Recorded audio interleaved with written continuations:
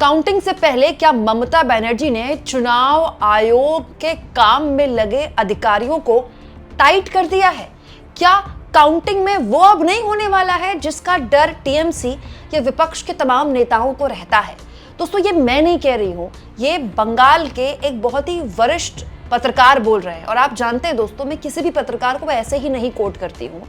N K digital के संपादक प्रबीर बिस्वास, जो कि न केवल बंगाल की पॉलिटिक्स पर बहुत ही गहरी पैठ रखते हैं, नजर रखते हैं, पूरा चुनाव वो आज से नहीं 1 साल से कवर करते हैं बंगाल में रहकर ही, बल्कि दोस्तों बिस्वास साहब के एनके डिजिटल का एग्जिट पोल भी पूर्व में काफी हद तक सही रहा है। उन्होंने, प्रबीर बिस्वास ने एक बहुत ही हैरान करने वाला दावा किया है। दोस्तों, एनके डिजिटल का ये वीडियो इस वक्त सोशल मीडिया में तहलका मचा रहा है। मैं आपको याद दिला दूं, एनके डिजिटल को मैंने इससे पहले भी अपने चैनल में कोट किया है। क्यों किया है वो मैं आगे आपको बताऊंगी। लेकिन आप जानते हैं दोस्तों कि 4 मई यानी कि कुछ घंटे बाद काउंटिंग शुरू हो जाएगी पश्चिम बंगाल में। और जब काउंटिंग होगी, आप जानते हैं अलग अलग राज्यों में जब भी काउंटिंग होती है, अब देखिए लोकसभा चुनावों के बाद से चलन शुरू हो गया है। हर जगह एक तरह की शिकायतें आती हैं। कहीं काउंटिंग सेंटर में लाइट चली गई, कहीं काउंटिंग स्लो हो रही है, कहीं किसी अधिकारी पर आरोप लग रहे हैं, कहीं हर राजनीतिक दल, अमूमन विपक्ष इस तरह के आरोप लगाता है। नॉन बीजेपी जो भी पार्टी है, जो बीजेपी के खिलाफ चुनाव लड़ती है, उसको इस तरह की शिकायत होती है। लेकिन यहाँ कुछ अलग हो गया है दोस्तों। प्रबीर बिस्वास, जो कि एनके डिजिटल यूट्यूब चैनल है, एनके डिजिटल 5 लाख से ऊपर इसका सब्सक्राइबर बेस है और बहुत बड़ी व्यूअरशिप है। बंगाल चुनावों को बहुत ही करीब से, दिल्ली, हमारे जैसे जो दिल्ली के पत्रकार हैं उनसे भी ज़्यादा करीब से समझने वाले एनके डिजिटल के संपादक प्रबीर बिस्वास ने अपने यूट्यूब चैनल में एक वीडियो शेयर किया है। दोस्तों, इस वीडियो में प्रबीर बिस्वास ने बंगाली में बोला है। जितनी बंगाली मुझे समझ में आती है और जितना मैं लोगों की मदद लेकर प्रबीर बिस्वास, जो कि एनके डिजिटल के संपादक हैं, उनकी बात समझ पाई हूँ, उसका हिंदी अनुवाद मैं आपके सामने रख रही हूँ। प्रबीर बिस्वास, जो कि एनके डिजिटल के संपादक हैं, उन्होंने ये जानकारी दी है अपनी वीडियो में। बीजेपी का चुनाव आयोग पर प्रेशर था, लेकिन अब अधिकारियों ने अपनी नौकरी बचाने के लिए समझौते की कोशिश करनी शुरू कर दी है। दिल्ली से जो ऑब्जर्वर आए हैं उनका काम केवल निरीक्षण करना होगा, वो नतीजे नहीं बदल सकते। कुल मिलाकर संदेश यही है कि वोटिंग प्रक्रिया को कोई प्रभावित नहीं कर सकता। दोस्तों, वोटिंग प्रक्रिया को लेकर, जैसा कि मैंने कहा, लगातार विपक्ष के, वो कोई भी पार्टी जो बीजेपी के खिलाफ चुनाव लड़ती है, उसकी शिकायतें रहती हैं। लेकिन प्रबीर बिस्वास कह रहे हैं कि वोटिंग प्रक्रिया को किसी भी तरह की कोई भी अब प्रभावित नहीं कर सकता, क्योंकि टीएमसी ने चुनाव आयोग के काम में लगे अधिकारियों को क्लियर मैसेज दे दिया है कि आप बाहर से आए हैं ऑब्जर्वर के तौर पर, आपको केवल ऑब्जर्व करना है, किसी भी तरह से आप मतगणना को प्रभावित नहीं कर सकते। हालांकि ये दावा एनके डिजिटल का है, प्रबीर बिस्वास का है। ये वो कह रहे हैं, हम तो यही मानते हैं कि चुनाव आयोग के ऊपर ये पूरी जिम्मेदारी है। चुनाव आयोग ही काउंटिंग करवाता है। चुनाव आयोग जो काउंटिंग करवाता है वो गलत कैसे हो सकती है? और उस काउंटिंग को देश मानता भी है, तभी सरकारें बनती हैं, गिरती हैं, बदलती हैं, रिपीट होती हैं। भाई, हम उस प्रक्रिया पर चल रहे हैं ना, अभी तक तमाम तरह के सवाल खड़े होते हैं तो भी। लेकिन अब प्रबीर बिस्वास कह रहे हैं कि ठीक मतगणना से पहले ममता बनर्जी ने क्लियर मैसेज दे दिया है काउंटिंग में लगे, खास तौर पर बाहर से आए ऑब्जर्वर से, कि आप यहाँ बाहर से आए हैं, जिस काम के लिए आए हैं वो कीजिए, किसी भी तरह से काउंटिंग को आप प्रभावित नहीं कर सकते। ये अपने आप में बड़ी खबर है दोस्तों, जो स्थानीय पत्रकार बता रहे हैं उनके हवाले से। क्यों? क्योंकि जैसा कि मैंने आपको बताया दोस्तों, एनके डिजिटल को मैं इससे पहले भी कोट कर चुकी हूँ।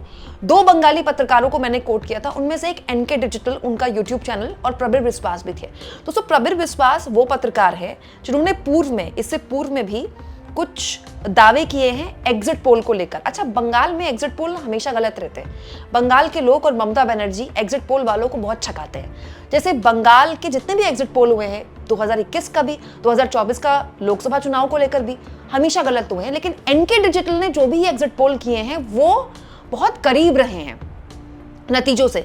जैसे दोस्तों 2021 में एनके डिजिटल ने दावा किया था कि टीएमसी को 194 सीटें आएंगी, बीजेपी को 73 सीटें आएंगी, लेफ्ट और अदर्स को इन्होंने 22 दी थी, जबकि जो नतीजा है बहुत करीब रहा। बीजेपी को इन्होंने 73 सीटें दी थी अपने एग्जिट पोल में और बीजेपी को एग्जैक्ट 77 आई।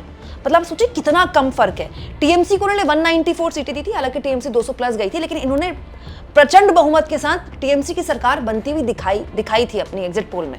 और इनका एग्जिट पोल तमाम दिल्ली वाले जो एग्जिट पोल थे उनसे बिल्कुल सही साबित हुआ।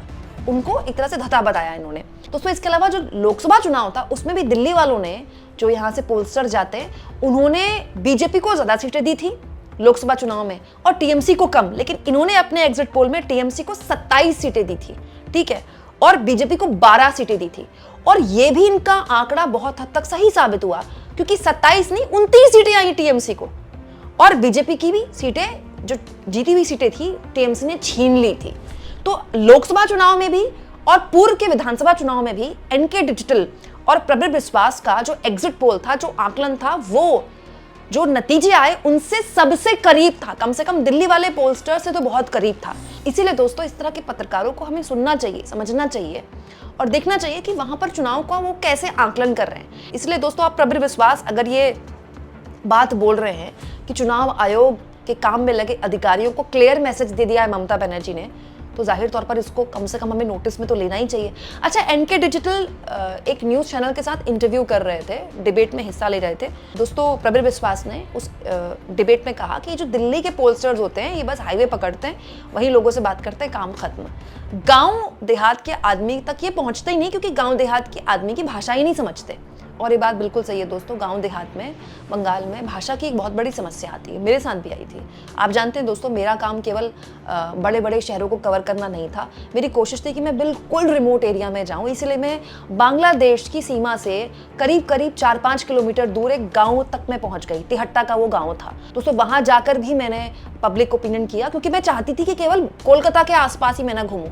मैंने भी ये समस्या फेस की थी कि बंगाली की बहुत बड़ी समस्या है, बंगाली बोलना तो दूर, वो लोग बंगाली समझते भी नहीं है और वो लोग इंटरेस्टेड भी नहीं है समझने में या बोलने में, मतलब उनको कोई दिक्कत नहीं है। क्योंकि वहाँ इनफैक्ट आपको जो पोस्टर्स दिखाई देंगे, दुकानों के ऊपर जो बैनर्स दिखेंगे, दुकानों के नाम, वो सब बंगाली में है, टोटल बंगाली में।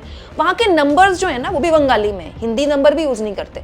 तो वहाँ पर एक बहुत बड़ी समस्या है लैंग्वेज की। तो ये प्रबल विश्वास ने कहा है कि जितने भी पोलस्टर्स बीजेपी की जीत दिखा रहे हैं ना, ये इसीलिए दिखा रहे हैं क्योंकि इन्होंने हाईवे पकड़ा, ये गांव देहात गए ही नहीं।